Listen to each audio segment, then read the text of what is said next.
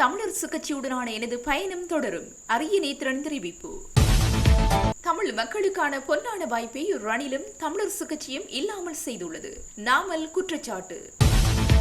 வங்கி வட்டி வீதங்களை குறைக்க நடவடிக்கை. வேலுக்குமாருக்கு எதிரான பொய்யான பதிவுகளை நீக்குமாறு நீதிமன்றம் உத்தரவு. தேர்தல் தொடர்பில் சமூக ஊடக மீறல்களை கண்காணிக்கும் போலீஸ், மக்களுக்கு எச்சரிக்கை. சுமந்திரன் போன்றவர்கள் அதிகாரத்தை பெற என்ன வேண்டுமானாலும் செய்வார்கள்.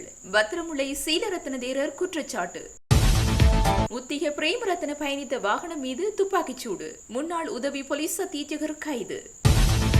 யாழ் வட்டுக்கோட்டை தாக்குதல் தொடர்பில் ஒருவர் கைது. கடந்த காலத்தில் நான் நாட்டை பொறுப்பேற்காததற்கு காரணம் இதுதான். சஜித் வெளிப்படை. தபால் மூல வாக்களிப்பு ஆரம்பம். ரணிலுக்கு கிடைத்துள்ள நற்செய்தி.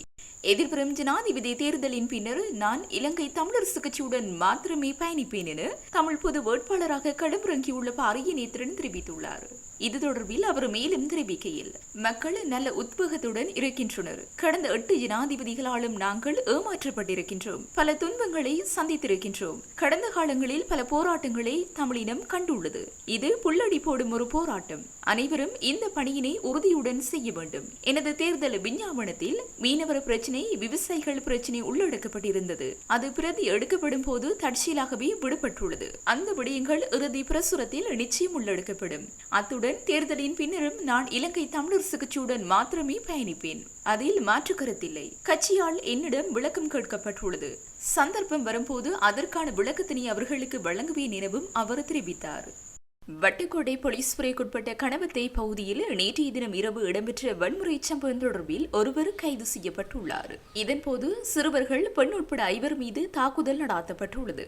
இந்த தாக்குதல் சம்பவம் குறித்து வட்டுக்கோட்டை போலீஸ் நிலையத்தில் முறைப்பாடு செய்ததுடன் ஊரவர்கள் இணைந்து வன்முறையில் ஈடுபட்டவர்களை கைது செய்யுமாறு கோரி போலீஸ் நிலையத்திற்கு முன்பாக கவனஈர்ப்பிலும் ஈடுபட்டனர். இந்த நிலையில் விரைந்து செயற்பட்ட வட்டுக்கோட்டை போலீசார் சம்பவம் இடம்பெற்ற வீட்டினை பார்வையிட்டதுடன் சம்பவத்துடன் தொடர்புடைய சந்தேக நபர் ஒருவரையும் கைது செய்துள்ளதுடன் அவரை மல்லாகம் நீதிமன்றத்தில் முற்படுத்துவதற்கான நடவடிக்கைகளை போலீசார் மேற்கொண்டு வருகின்றனர். அதேவேளை குறித்த சம்பவத்துடன் தொடர்புடைய ஏனைய 5 கைது செய்யும் நடவடிக்கைகளிலும் போலீசார் தீவிரமாக ஈடுபட்டு வருவதாக தெரிவிக்கப்படுகிறது.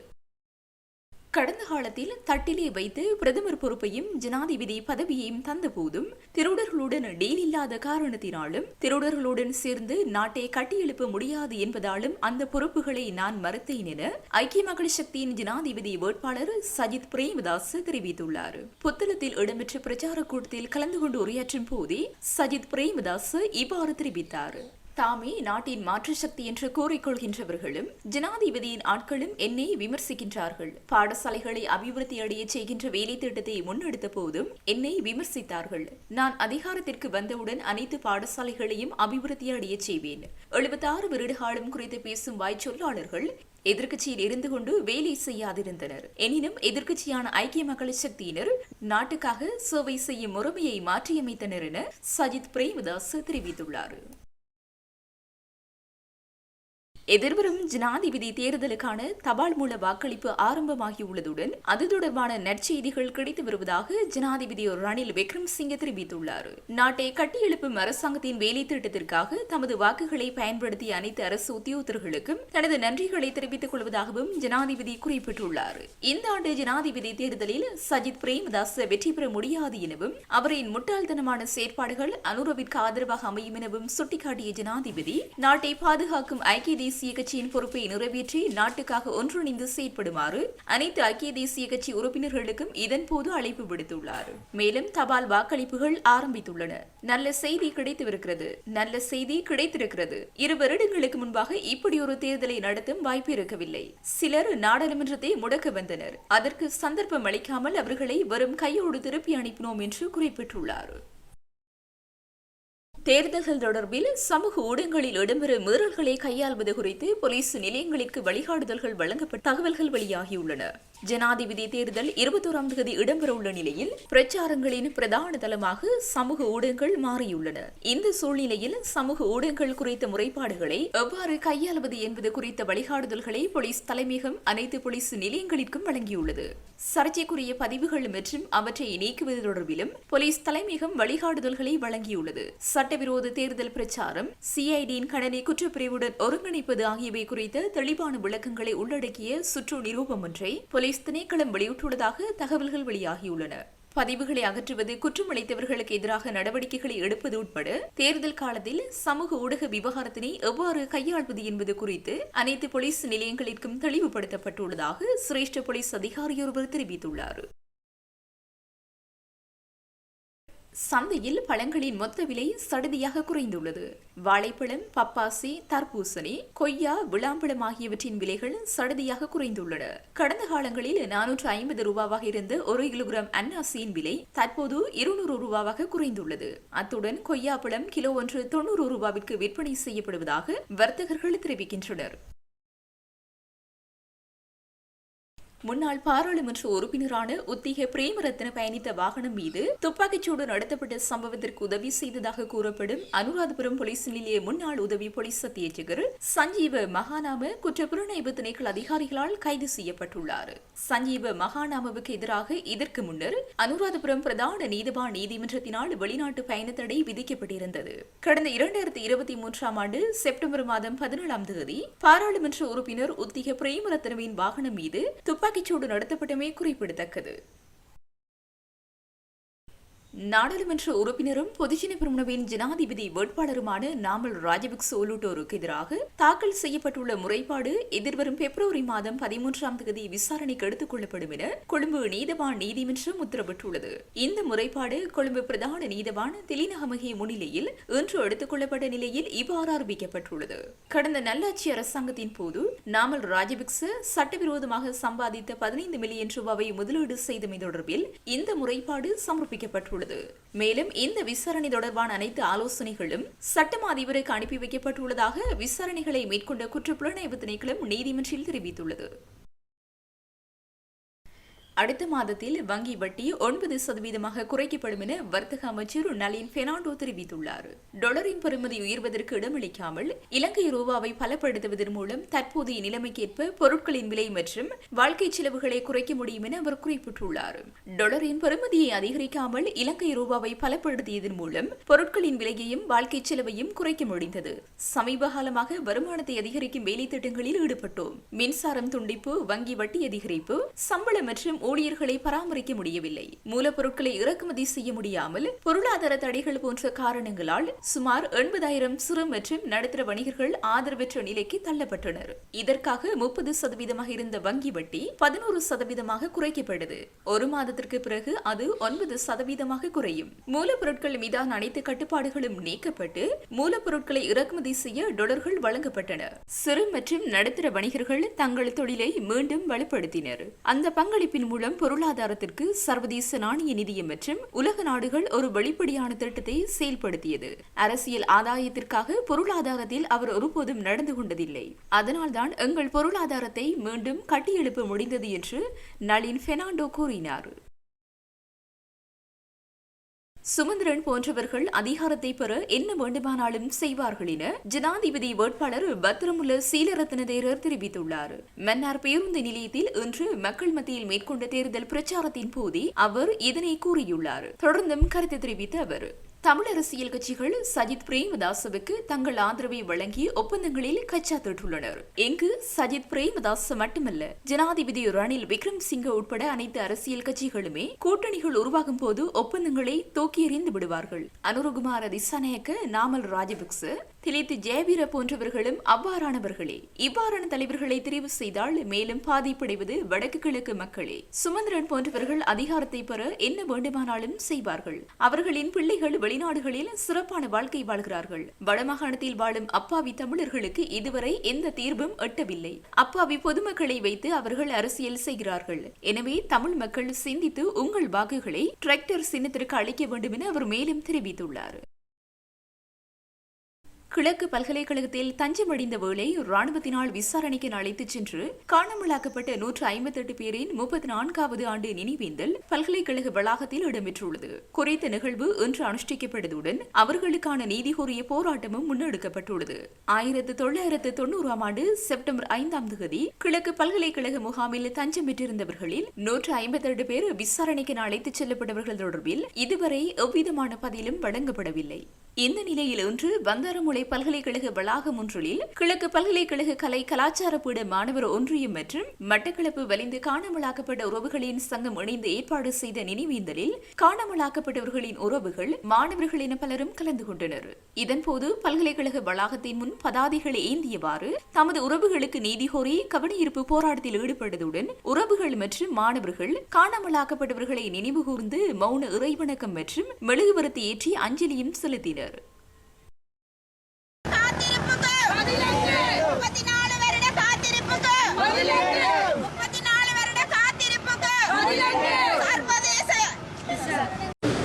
கிழக்கு பல்கலைக்கழக மாணவர்கள் மற்றும் மட்டக்களப்பு மாவட்ட வலிந்து காணாமல் ஆக்கப்பட்ட உறவுகளுடைய சங்கங்கள் இணைந்து இன்றைய நாள் காணாமலாக்கப்பட்ட உறவுகளுக்காக நாங்கள் நினைவேந்தல் ஒன்று செய்திருக்கின்றோம். அந்த வகையிலே இந்த நினைவேந்தல் பற்றி நாங்கள் கூறுகின்ற போது, அதாவது எங்களுடைய கிழக்கு பல்கலைக்கழகத்தினுடைய தஞ்சம் புகுந்திருந்த எங்களுடைய தமிழ் உறவுகள் 1990ஆம் ஆண்டு காலப்பகுதியில், அதாவது 9ஆம் மாதம் 5ஆம் தேதி அளவில் எங்களுடைய உறவுகள் வலிந்து காணாமலாக்கப்பட்டிருக்கிறார்கள். எனவே அவர்களுக்கான நீதியானது இதுவரை காலமும் கிட்டத்தட்ட 34 வருடங்களை கடந்தும் இதுவரை நீதி கிடைக்கப்பெறாமல் இருக்கின்றது.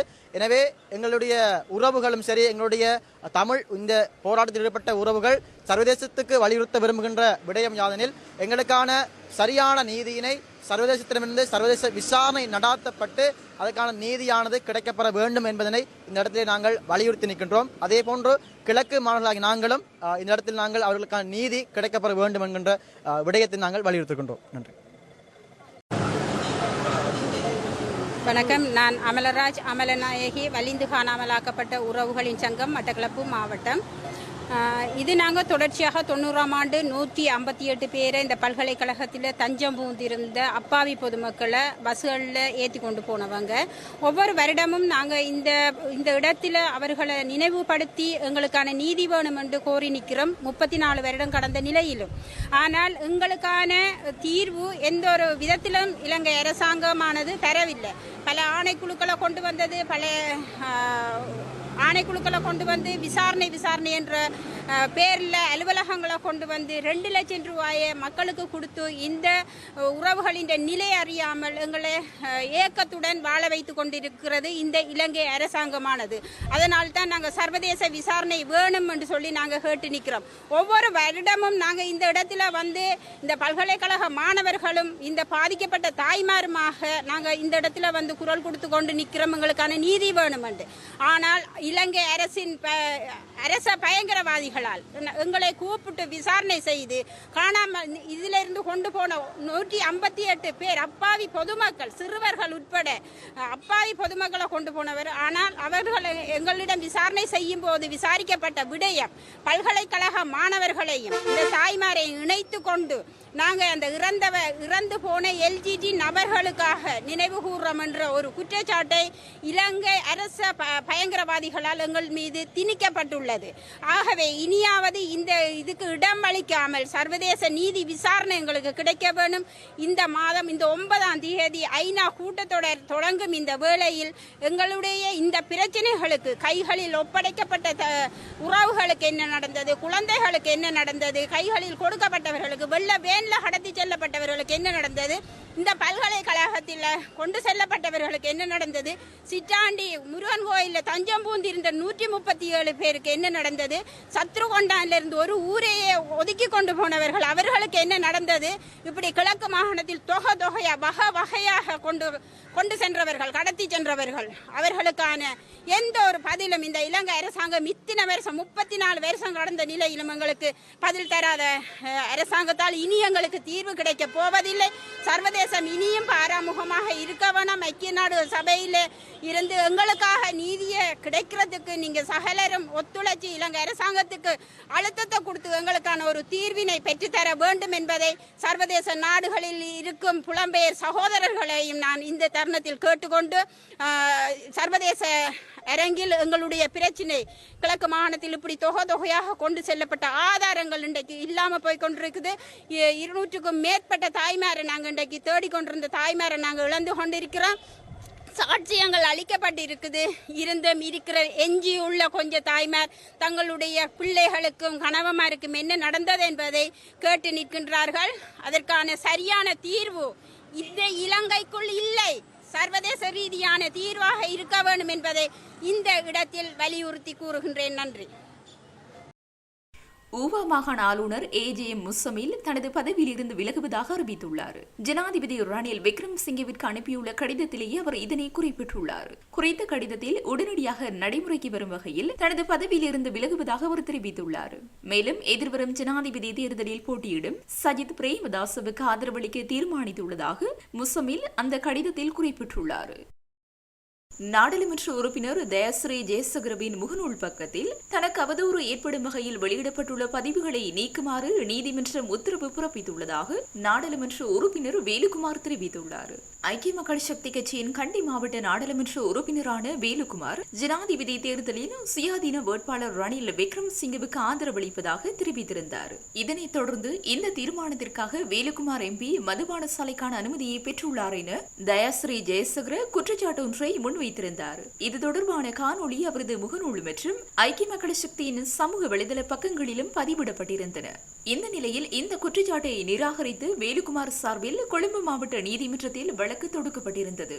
இதற்கமைய வேலுக்குமார் சார்பில் சிரேஷ்ட சட்டத்திரணி சிவேந்திரன், கனிஷ்ட சட்டத்திரணி சிவானந்தராஜா உள்ளிட்ட சட்டக்குழுவினர் முன்னிலையாக இருந்தனர். இவ்வழக்கு விசாரணையின் போது நீதிமன்றத்தால் மேற்படி கட்டளை பிறப்பிக்கப்பட்டது என்று வேலுக்குமார் MP ஊடகங்களிடம் தெரிவித்துள்ளார். அதேவேளை வேலுக்குமாருக்கு எதிராக சமூக வலைதளங்களில் அவதூறு பரப்பும் நபர்களுக்கு எதிராக சட்ட நடவடிக்கை எடுப்பதற்குரிய ஏற்பாடுகள் இடம்பெற்று வருகின்றன என்று அவரின் சட்ட ஆலோசகர்கள் குறிப்பிட்டுள்ளனர்.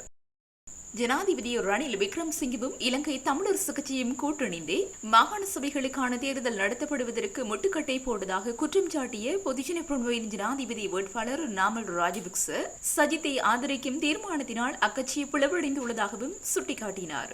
அத்துடன் மாகாண சபைகளுக்கான தேர்தல் சட்டத்தில் திருத்த சட்டமூலத்தை விவாதமின்றி நிறைவேற்றுவதற்கு பொன்னான வாய்ப்பு காணப்பட்ட போதும் ஜனாதிபதி ரணில் விக்ரமசிங்கவும் இலங்கை தமிழரசு கட்சியினரும் தங்களின் சொந்த அரசியல் காரணங்களுக்காக அதனை தவறு விட்டுள்ளனர் என்றும் குறிப்பிட்டார். இதுகுறித்து நாமல் ராஜபக்ச மேலும் குறிப்பிடுகையில் இலங்கை தமிழரசு கட்சி பல்வேறு தருணங்களில் மாகாண சபைகளுக்கான தேர்தல் பற்றியும் 13வது திருத்தச் சட்டத்தினை முழுமையாக நடைமுறைப்படுத்துவது பற்றியும் அதிகமாக பேசுகின்றது. ஆனால் செயற்பாட்டில் வேறுபட்ட நிகழ்ச்சி நிரலை அக்கட்சியினர் கொண்டிருக்கின்றார்கள் என்பதுதான் வெளிப்படுத்தப்படுகின்றது. இந்த உண்மையை நான் சொன்னால் எனக்கு தமிழ் சினிமா திரைப்படங்களில் வரும் வில்லன் போன்று முத்திரை குத்துகிறார்கள். ஆனால் தமிழ் மக்களின் உண்மையான வில்லன்கள் யார் என்பதை தமிழ் மக்கள் தற்போது புரிந்து கொண்டிருப்பார்கள். ரணிலுக்கும் எனக்கும் உள்ள வித்தியாசம் தெளிவாக உங்களால் உணர்ந்து கொள்ள முடியும். நான் தமிழ் மக்களுக்கு உண்மையை சொல்கிறேன். ரணில் விக்ரமசிங்க தமிழ் மக்களை நம்ப வைப்பதற்காக பொய் சொல்கிறார். மாகாண சபை முறைமைகள் விடயத்தில் இலங்கை தமிழரசு கட்சி மீண்டும் தனது மக்களை தோல்வியடைய செய்துள்ளது. ரணில் மீண்டும் தமிழ் மக்களை முட்டாளாக்கியுள்ளார். இதே நேரம் இலங்கை தமிழரசு கட்சி தமிழ் மக்களின் நீண்ட காலமான தலைமை கட்சி என்ற பாத்திரத்தினை இனி வகிக்க முடியாத நிலையை அடைந்துள்ளது. அந்த கட்சியினர் சஜித்தை ஆதரிக்கும் தீர்மானத்தினை எடுத்துள்ளதன் காரணமாக உட்கட்சி பிளவு வலுவாகியுள்ளது. தமிழ் மக்களுக்கான ஏகோபித்த தலைமையை அந்த கட்சியினால் வழங்க முடியாத பரிதாபமான நிலையை அடைந்துள்ளது என்று மேலும் தெரிவித்தார். இளம் பெண் ஒருவரின் சமூக வலைதள காணொலிகளை பார்த்து 45 லட்சம் ரூபாவை 52 வயதுடைய நபர் ஒருவர் பறிகொடுத்த சம்பவம் யாழில் பதிவாகியுள்ளது. இந்த மோசடி சம்பவம் தொடர்பாக யாழ்ப்பாணம் விசேட குற்ற விசாரணை பிரிவு போலீசாரால் 3 பெண்கள் கைது செய்யப்பட்டுள்ளதாக கூறப்படுகிறது. சம்பவம் தொடர்பில் மேலும் தெரிய வருகையில் சுவிஸ் நாட்டில் வசித்து வருகின்ற குறித்த நபருக்கு 25 வயதுடைய யாழ்ப்பாணத்தைச் சேர்ந்த பெண் ஒருவரின் பெயரில் அவருடைய வாட்ஸ்அப் கணக்குக்கு டிக்டாக் காணொலிகள் அனுப்பப்பட்டுள்ளன. அதனையடுத்து அவர்கள் இருவரும் தொடர்பாடல்களை ஆரம்பித்துள்ளனர். டிக்டாக் கணக்கில் பதிவேற்றப்பட்ட படங்களும் சுவிஸில் உள்ளவருக்கு அனுப்பப்பட்டுள்ளன. அவரும் தனது படங்களை பரிமாறிக்கொண்டுள்ளார். இந்த தொடர்பாடலின் பின்னர் அந்த பெண் பல்வேறு தேவைகளை கூறி சுவிஸில் உள்ளவரிடம் பணம் பெற்றுள்ளதாக முதற்கட்ட விசாரணைகளில் தெரிய வந்துள்ளது. டிக்டாக் கணக்குள்ள அதே பேரை கொண்ட வங்கிக் கணக்குக்கே இந்த பண பரிமாற்றம் நடந்துள்ளமை தெரிய வந்துள்ளது. இதற்கமைய சுவிஸில் உள்ளவரும் சுமார் 47 லட்சம் ரூபாய் வரை கொடுத்திருக்கின்றார். அதன் பின்னர் அந்த பெண்ணின் தொடர்பாடல்கள் குறைய ஆரம்பித்துள்ளன. ஒரு கட்டத்தில் சுவிஸில் உள்ளவருக்கு சந்தேகம் ஏற்பட அவர் யாழ்ப்பாணத்திற்கு வருகை தந்து யாழ்ப்பாண விசேட குற்ற விசாரணை பிரிவு போலீசாரிடம் முறைப்பாடு ஒன்றை செய்துள்ளார். இதன் அடிப்படையில் யாழ்ப்பாணம் விசேட குற்ற விசாரணை பிரிவு போலீசாரின் விசாரணையில் கண்டுபிடிக்கப்பட்ட தகவல்கள் அதிர்ச்சி அளிப்பவையாக காணப்பட்டுள்ளன. விசாரணைகளை முன்னெடுத்த போலீசார் டிக்டாக் கணக்கில் உள்ள பெண்ணை கண்டுபிடித்து அவரிடம் விசாரணையை முன்னெடுத்துள்ளனர். விசாரணையில் அவருக்கும் இந்த சம்பவத்துக்கும் எந்த தொடர்பும் இல்லை என்பது தெரிய வந்துள்ளது. அதனை அடுத்து வங்கிக் கணக்கு இலக்கத்தை வைத்து விசாரணைகளை முன்னெடுத்த போலீசார் அரியாலையைச் சேர்ந்த பெண் ஒருவரை கைது செய்துள்ளனர். அந்த பெண்ணின் பேரும் முதலெழுத்தும் டிக்டாக் கணக்கு வைத்திருக்கும் இளம் பெண்ணின் பேரும் முதலெழுத்தும் ஒன்றாக இருந்துள்ளன. அவரது வங்கிக் கணக்குக்கே பணம் மாற்றப்பட்டுள்ளதுடன் சுவிஸ் நாட்டில் உள்ளவருடன் தொடர்பாடலை மேற்கொண்டவர் அவர் இல்லை என்பது விசாரணைகளில் கண்டறியப்பட்டுள்ளது. தொடர் விசாரணையில் 47 வயதுடைய மற்றொரு பெண் கைது செய்யப்பட்டுள்ளார். அவரே சுவிஸ் நாட்டில் உள்ளவருடன் இளம்பெண் போன்று உரையாடி பணத்தை பெற்றிருப்பது விசாரணைகளில் தெரிய வந்துள்ளது. அத்துடன் இவர்களினால் அடையாளப்படுத்தப்பட்ட இன்னொருவருக்கும் பணம் அனுப்பப்பட்டுள்ளது. அவரும் கைது செய்யப்பட்டுள்ளதாக போலீசார் கூறியுள்ளனர். கைது செய்யப்பட்ட 3 பெண்களும் ஒருவருக்கொருவர் தெரிந்தவர்கள் என விசாரணைகளில் கூறப்பட்டுள்ளது. டிக்டாக் பெண்ணின் பேரும் தனது நண்பியின் பேரும் ஒன்றாக இருப்பதை பயன்படுத்தி 47 வயது பெண் இந்த திட்டத்தை தீட்டியுள்ளார். சுவிஸ் நாட்டில் உள்ளவர் 300 தடவை யாழ்ப்பாணம் வந்த போது கிடைத்த அறிமுகத்தை கொண்டே அந்த பெண் திட்டம் தீட்டி பணத்தை பெற்றுள்ளமை விசாரணையில் கண்டறியப்பட்டுள்ளது. கைது செய்யப்பட்டவர்கள் நீதிமன்றத்தில் முற்படுத்தப்பட்ட போது பணத்தை மீள வழங்குவதற்கு சம்மதம் தெரிவித்துள்ளனர். அதனை அடுத்து அவர்களை பிணையில் செல்ல நீதிமன்றம் அனுமதி அளித்துள்ளமை குறிப்பிடத்தக்கது.